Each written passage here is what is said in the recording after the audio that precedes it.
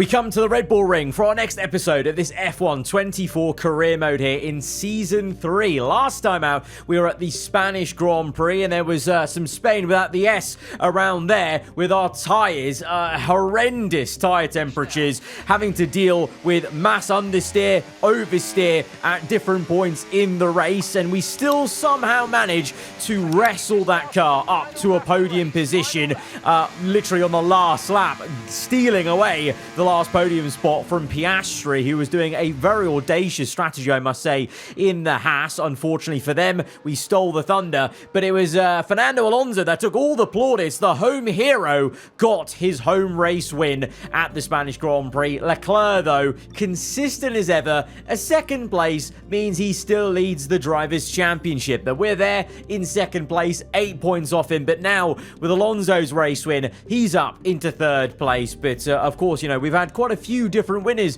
in the season so far, so whoever wins it, you know, jumps up the order immediately. You know, it was Lando initially in Canada, now Alonso here, both of them now into the top four, and Verstappen, one man who was looking so quick at the start of the season, well, him and Red Bull will be hoping that coming to the Red Bull Ring will maybe bring them a bit of home luck, because they need it. They've been tripping up, they've not looked as good in the last two episodes, and clearly that Red Bull doesn't work as well when it's in a mass amount of traffic, but in clean air it's still got a bit of pace about it. So it's gonna be interesting to see how we go around here in Austria with two races coming up today, obviously the sprint and the full Grand Prix. Not a lot of movement going on in the R&D chart, apart from at the very bottom, High-Tech GP continuing to tinker away, trying to desperately close the gap to the kind of B pack in Formula 1. Obviously they've already scored quite a few good points, really, so they're just trying to make the most of it and trying to maybe score even more points. And Austria has always been a place on the F1 game where anything can actually happen because of the way the slipstreaming works, the engine power, you know, importance. Really, anything can happen if, you know, a safety car comes out, rain gets involved, or just you have a car that's good in a straight line. You know, things can happen for you. So High-Tech will be hoping for that, as I'm sure others will as well, as we go into sprint qualifying. High up in the mountains here at Spielberg, it's time for qualifying on what will be the fastest laps of the season. Stand by for qualifying at the Austrian Grand Prix. And now, of course, here in Season 3, we've got short qualifying, so it makes this sprint quali, and indeed also the normal qualifying on a sprint race weekend, even more intense, because especially in the sprint quali, we only have one set of tyres available. This is it, this one set of softs. So it's effectively almost like a one-shot qualifying, although obviously you can go out again, but it's going to be very tough for you to really gain time. So we go P2, 1/10 off the McLaren of Lando Norris. Obviously on paper, the McLaren car is quicker, so no surprise there, but we have been able to wrestle this silver arrow to much higher positions. Bloody hell. We almost crashed out on Carlos Sainz there. I wasn't actually looking where I was going. I was kind of focusing on the ladder, waiting to see if anyone popped up any quicker than us, and we almost had the disaster class there. But also at the same time, it would not have mattered as we come into the garage. Russell's being wheeled in, and that will be my lap of the session. Other AI will go out again, but only a couple of people will be improving on their second laps whilst we are just sat in the garage, and that includes Charles Leclerc in the Ferrari, again up there, you know, and one of these races you feel he's got to be on for the win, still yet to win in the season, and yet leading the championship. I mean, once he gets a win, I fear how much of a gap he will pull in the championship. Could look quite substantial. But once again, Russell struggling to match our pace, and a shout out to the Audi of Valtteri Bottas, P4, and both Williams again showing their qualifying pace from Spain. Maybe not a fluke, they're right up there. Red Bull again on the back foot. So, you know, these last two episodes been absolutely crazy in the qualifying sessions. At least things kind of even out in the races, but in qualifying we're seeing the opportunities for some drivers to really outperform their car. Both Williams today, the Audi, even the two Haas cars, and it's a real shock to see Fernando Alonso, last race winner, down in P14. Both Aston Martins just not looking quick around here. Maybe just operationally some mistakes there, and the same for Red Bulls. They're down in P9. and P11. For us, the task is simple. From third place, looking forwards, trying to overtake Leclerc and Lando Norris at the start of this race as we go to 5 red lights for the sprint here in Austria. The McLaren gets off the line well from sprint pole. Leclerc not so much from the front row, and we're able to get it up into second place. Leclerc already now under pressure from Ocon, who's had a blistering start in the Williams, and he's already maybe getting up into third place. Bottas, unfortunately for him, down the order, but it's 3 abreast for the Audi, Ferrari and Williams. Then behind, side by side for Ocon and Piastri. So some mega action all behind us as we try to just chase down our old teammate Lando Norris in the McLaren. It's still 3 wide, and actually Bottas comes back with the double overtake for Audi. He's up into third place. Leclerc down to P4. So that's uncharacteristic of him so far. So far he's been doing really well in these races, but he's falling away in that opening lap. Piastri's done well because all of a sudden Ocon's down to P6. Hang on, what's happened there then? So Piastri's had a real good start. He's up to P5 now, and it's a Haas sandwich with the Williams in between. Then it's Verstappen, Hamilton, P9 and 10, Russell, P11, as we go back towards focusing on us as we're now right on the back end of Lando Norris in the McLaren. DRS open as we go through up into first place as we climb the hill to end sector 1 with a purple. But now the problem is Lando is in the slipstream, and I believe actually DRS should be enabled here, so he'll have DRS back open. I think that rear wing is open, so we go defensive to the inside. Watch the mirrors, and the papaya car on the left hand side goes round the outside. We get the elbow out, and we on purpose go wide towards the racing line to the left to block the McLaren's line. But on lap 3, the McLaren is coming at us at a rate of knots, and even though we squeeze Lando to the right, he manages to keep his foot in, and he's carved his way through. I thought I would have spooked him off the road there, but no, the McLaren committed as ever to the inside and has got P1 back. We try to do the same, committing to that inside line, but we get squeezed out. So our old teammate is giving us a real good fight here, and for the first time in the season, we're really having a 1v1 versus Lando. Now we're in a different car. We're in the Silver Arrow versus the McLaren we were in last season, and all this battling is allowing very just, you know, under the radar. Leclerc's there now, Bottas, Piastri. So as much as this fighting's great to see, this has now made this a 2-way fight, a 5-way fight maybe, as there's a train all the way to Piastri. And clearly, by the way, something has gone wrong with Ocon's car, because he's held up Albon and now he's down in P7. Meanwhile, as we continue to be pressurized by the McLaren, and now we've maybe got the Ferrari in the mixer as Lando gets into first. We try to go for a bit of a switch from left to right, get the tighter exit. It's not really worked because the McLaren has DRS, and now the Ferrari and the Audi are going to power past as we see the other Ferrari, Sainz. He's out of the race, but that just shows right now how ridiculous DRS is, especially with these maxed out cars. Remember, most of these teams are getting to near maxed out cars on R&D, and it means the DRS on this game especially, I'm finding, is insane. When you don't have it and you're a sitting duck, there's no point even wasting ERS battery because you're not going to defend it. You may as well just suck it up like I did there, and we're going to sit now and try and re-overtake with now our own DRS on the next lap, lap 7, as we go from right to left and get the move done on the Audi to retake third place. Meanwhile, you saw up ahead, Leclerc now is into the lead. So as I've said before, he's yet to win a race. Could he at least be winning a sprint race? A bit of an asterisk there on a proper Grand Prix race win, but for sure a sprint race would give you confidence about performing in the Grand Prix. Is with the way the format is, this is pretty much a preview of the full GP we're going to have later on Sunday, as we see Piastri and Bottas fighting. So all of a sudden now the Haas is looking quicker. Oh no, oh, it's absolute heartbreak. No! No! They've been so consistent this season, and now they are faced with an engine failure in the sprint. But meanwhile, in amongst the chaos of the Ferrari having a DNF, we're going for the bold dive. We lock up, and we're going to take Lando a little bit wide there. Bit of contact made between us two. Lando maintains P1, but now the gloves are off for P1. The Ferrari, not being in the fight, maybe takes the pressure off, and now we know it will just be us two fighting for the win, because you can imagine Bottas and Piastri, they're going to fight amongst each other. Look at that gap there, 1.5, so it really just will be Mercedes v McLaren. We try to go for the tighter line here. Doesn't work though. The McLaren is really good on the exit, but we've got DRS and our battery to deploy, and we're going to, it's a bit of deja vu there actually watching that POV as we try and mimic what the McLaren did earlier in the sprint race, and we get to the inside, get the elbow out, and we're back into P1. But oh no, are you seeing what I'm seeing on the bottom right there, the heads-up display? That is a problem. The tyre temperature issues that plagued us in Spain have returned.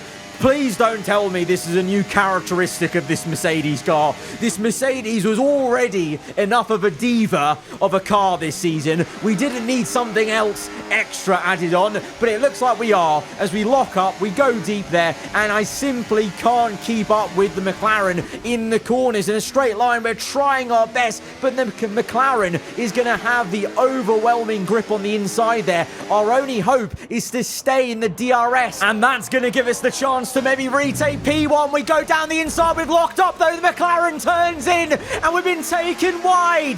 Both of us, old teammates now, no love lost, as we take each other out from P1 as Oscar Piastri in the DHL Haas gets into first place, and we actually can't defend him because my rear tyres are on fire now, and it's all blown over. The kettle is boiled, and Piastri has come out the winner. Look at that rear end. There's no stability there now.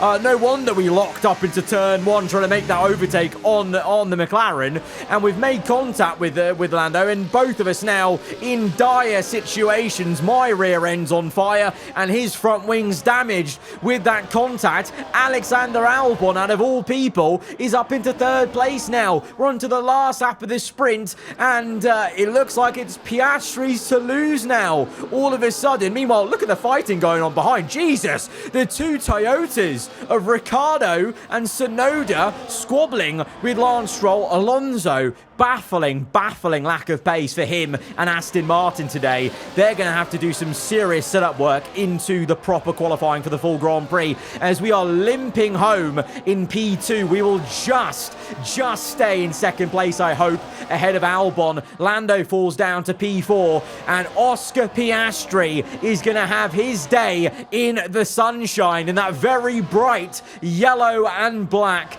Haas car. He wins the sprint race in a Haas as we limp home for second place. But although it's a decent result still, big concerns about that tyre wear, that tyre temp, on the mediums. That's going to be a worry going into the full Grand Prix. With heavier fuel loads, how is the medium tyre going to perform? That's a tyre we're going to have to use. Like, we can't avoid using that tyre in the full race, and with heavier fuel, the problem could be even worse. So that's my biggest concern going into the full, proper, normal Grand Prix qualifying here today. But yeah, there are the results then as we start our flying lap in the normal qualifying. Just on screen there, Piastri wins it from us in second, Albon third, Lando fourth. That's the big story of this sprint. Two former teammates tangling together, as obviously no longer in the same team, so you don't have to keep the same level of respect, obviously, and contact was made as a desperation set in for me to try and get first place there. And of course, even the McLaren playing a part, turning into my car, not allowing us to actually unstick, basically. We were stuck together going off circuit, and that just allowed Piastri to shoot through into P1. But it's a good start to the normal qualifying here as we go provisional pole. Alonso, second place. So Aston have clearly fixed something with this setup, but Leclerc comes, I forgot about him, Leclerc comes in, and obviously the Ferrari wanting to make up for the DNF as we're down to P9. We had to set a much better lap time. Thankfully, in the full quali, we had 2 sets of soft tyres, so we do go quicker on the second set. But it only gets us P4 as Leclerc, again, looks quick. Again, the top 2 are the Ferrari and the McLaren of Leclerc and Lando. But now, unlike sprint quali, clearly setup work has helped out because Verstappen is all of a sudden up here in P3. So clearly Red Bull didn't understand the car and the setup in sprint quali in the sprint. And the same for Alonso and Aston. Not the same dramatically, but still Alonso qualifies P9 rather than down in like P14. So clearly some better understanding has occurred for those 2 teams. Bottas still does pretty damn well in the Audi, showing that was no fluke for him and the team in P5. And Albon P8, still okay for Williams, but Ocon clearly not matching as much down in P11. But and the one staple is Russell still clearly is struggling, no matter what's happening there, as he's well outside the top 10. So it seems like deja vu. The task is the same again. We'll have the Ferrari, the McLaren ahead, but now maybe Verstappen, a player again in the full Grand Prix. Let's go to the grid. Welcome from the beautiful Styrian Mountains for another chapter in the story of the Austrian Grand Prix.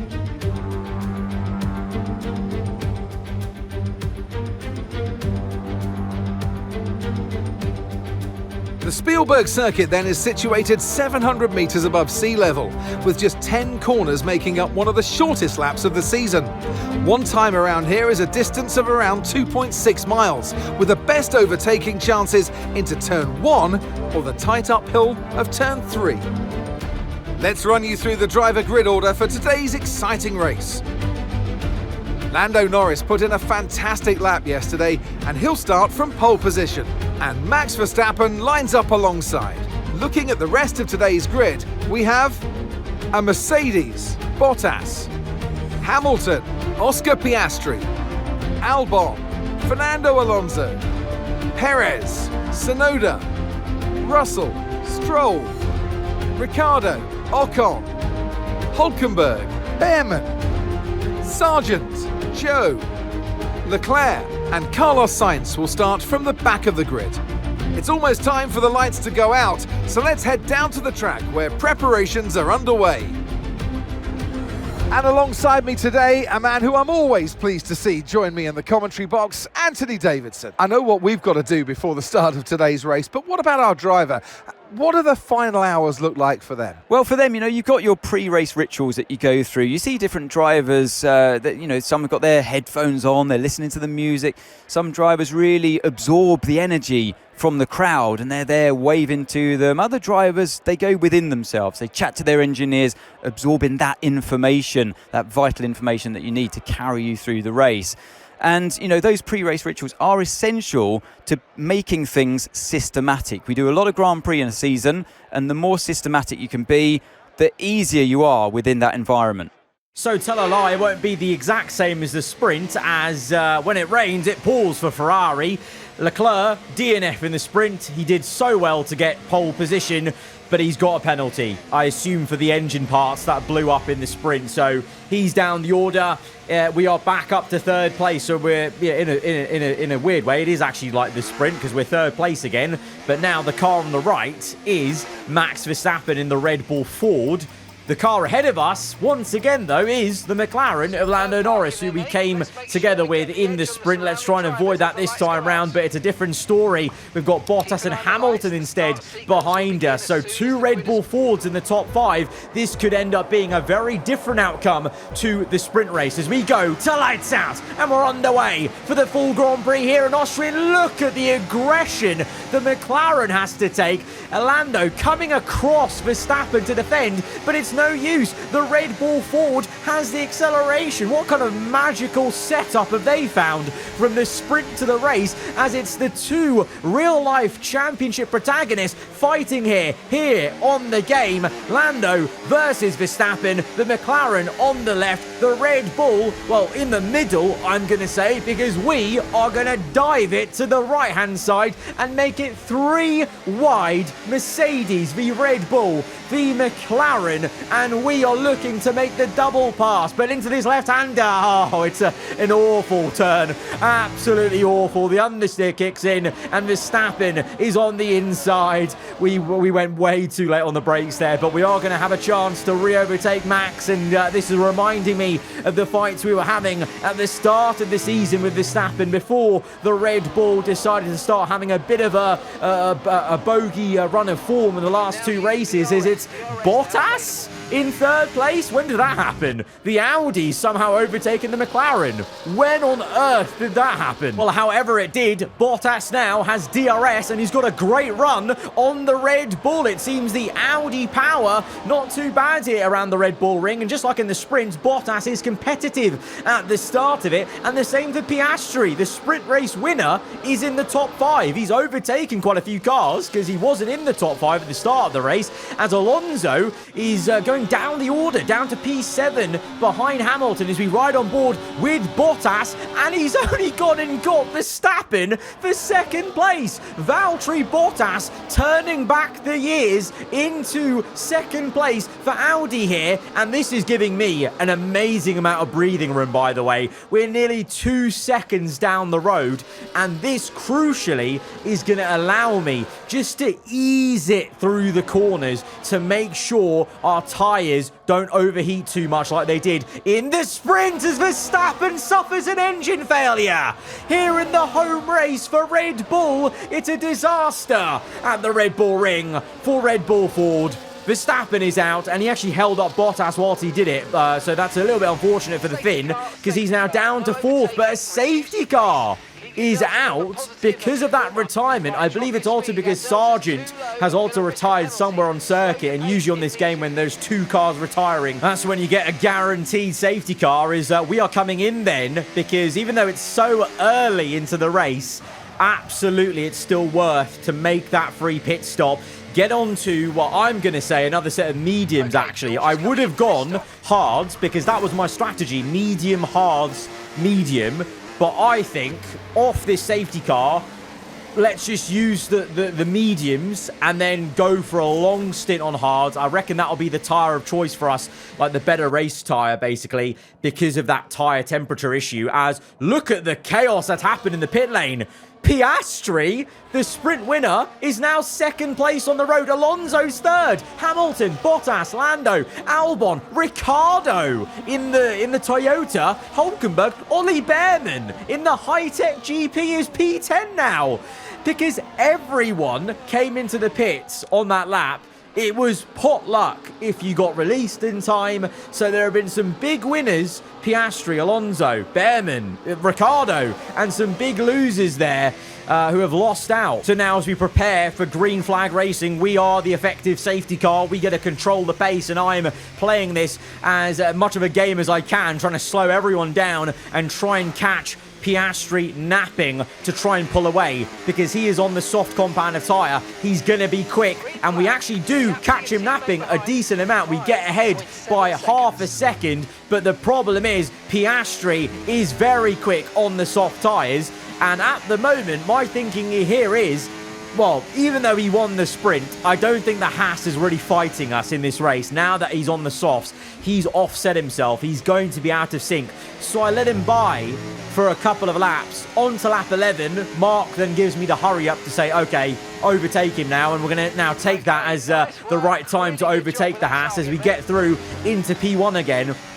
But that just meant we didn't waste time fighting him. And then in turn, that means that we can pull away as he fights Alonso. And this is going to allow us to try and stretch our legs, because my thinking is we need to blitz it on this medium tyre, get a gap like we did in the first stint, then control the tyre temps. And that's the name of the game today, controlling the tyre temps. And the problem was in the sprint, we were fighting Lando, we were fighting Leclerc. We had no time to control the tyre temps. Whereas now, because we've already got 1 second Alonso, we've got that time to protect the tyres as we watch Russell floundering in P14.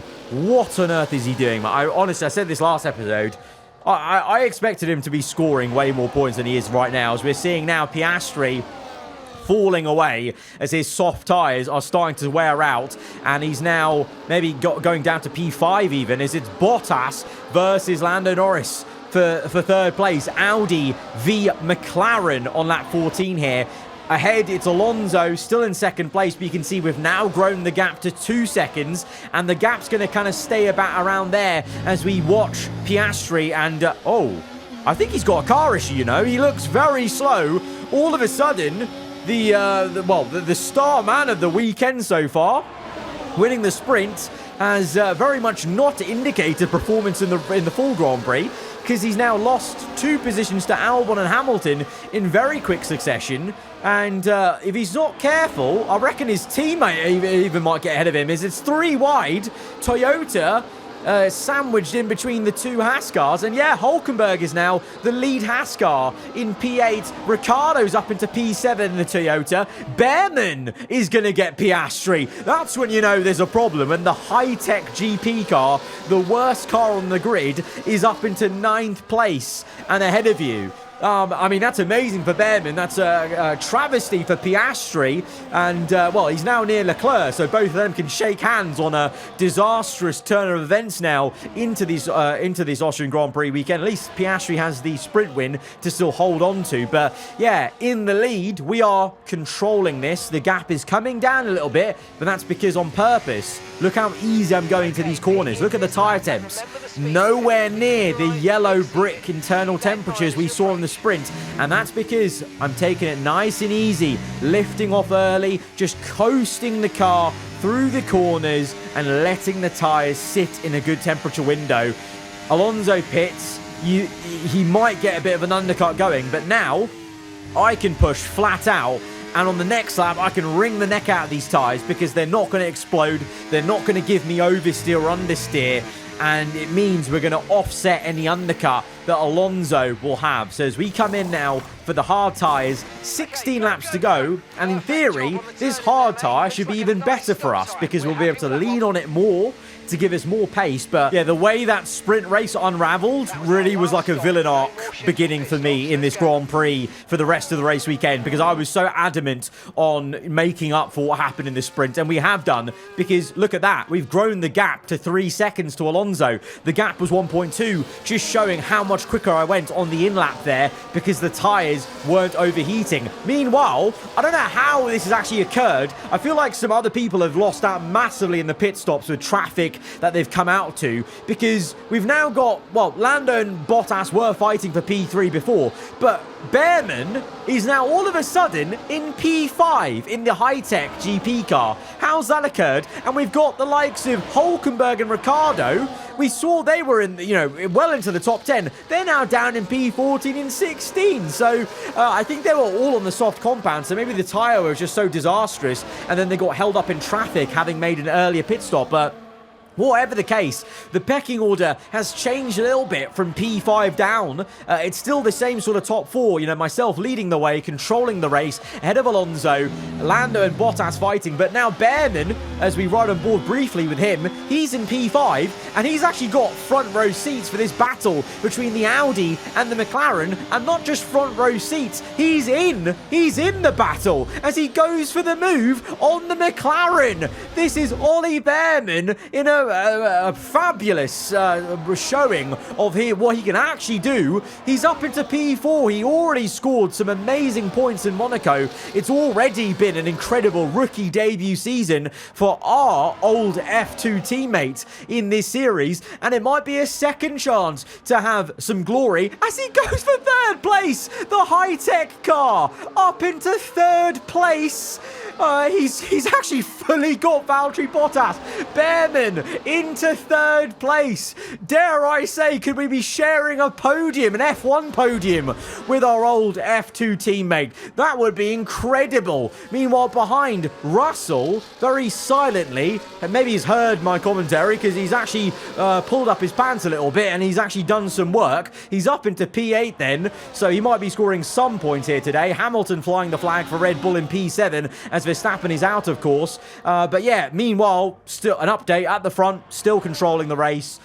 we are untouchable right now. On the hard tyres, I'm having no worries with tyre temps. Meanwhile, these guys are wringing the neck out of their cars, and by the end of the race, they may have some tyre wear issues, I don't know, as Bottas is back into third place, and maybe the dream might be over. I mean, he is in a high-tech car. It's the worst car on the grid, so he's down to P5. No surprise there. It was nice to dream for a moment, but I think it will be the McLaren versus the Audi for the podium. I mean, to be fair, that in itself is still crazy, because the Audi compared to the McLaren is a much slower car, but Bottas has been doing amazing this entire race weekend. Lando, though, on the outside, still fighting to try and get a podium, but with the nature of this circuit, with the DRS being so powerful, Bottas will remain in the DRS all the way to lap 35. Here we are now. Lando still in third place, but look at Bottas. He's pretty much pushing him through those corners. Ollie Behrman in no man's land, loving life, ahead of a Ferrari of Leclerc, who's recovered to P6. Very good recovery for Leclerc. Hamilton down in P8 behind Ocon. Russell's gone down the order to P9, so the old teammates have swapped positions. Hamilton ahead of Russell now, and wow, what a change a day makes for Haas. Sprint race winners, now both of their cars out the points, but I mean, massive plaudits have to be given to that man, Ollie Behrman. P5 in the high-tech GP cars. We've gone to the last lap of the Grand Prix. Is going to be amazing, but will it also be a fantastic day for Audi as Bottas gets up into third place on the last lap of the Grand Prix with the first DRS straight? Will the McLaren have a chance to come back at him, I wonder? Meanwhile, Alonso, by the way, pushing like a maniac, and he brings the gap down from 3 seconds. You know, since we last saw the front, he's brought the gap down from 3 seconds to under 1 second. He had DRS for the first time in this entire stint on the last lap, so kudos to Alonso. You know, he was basically keeping tyre where it seemed like to push in the final few laps, and fair play to him, brought the gap down to under a second. But this entire time, we have been in control, very much making up for the sprint. It's going to be our second win. Are you not entertained? In a silver arrow. And although maybe there wasn't too much entertainment for us in the cockpit as we locked in, we were untouchable in those last 2 stints. What a race overall. Ollie Behrman, top 5, an Audi podium. What a race that is. What a set of results. Smiling faces on the pit wall then after that superb win here in Spielberg, and rightly so. A brilliant effort from the whole team. Well, another race victory today. You could clearly see they're driving out there with very little pressure. You know they have the performance. They know they've got the car under them as well. And this has done no harm, of course, for their championship chances. Well, this silver arrow may be a diva still, but we have learned how to tame it, just maybe, in that Grand Prix full race here in Austria. We lead the championship now with Leclerc down the order with that engine penalty, but what a set of results. Big day for Audi and a big day for Ollie Behrman and High-Tech GP. Guys, if you have enjoyed this one, though, hit the like button. Let me know what you thought in the comments below. If you're around here, then do get subscribed for weekly Formula 1 content. I'll see you guys next time. Goodbye.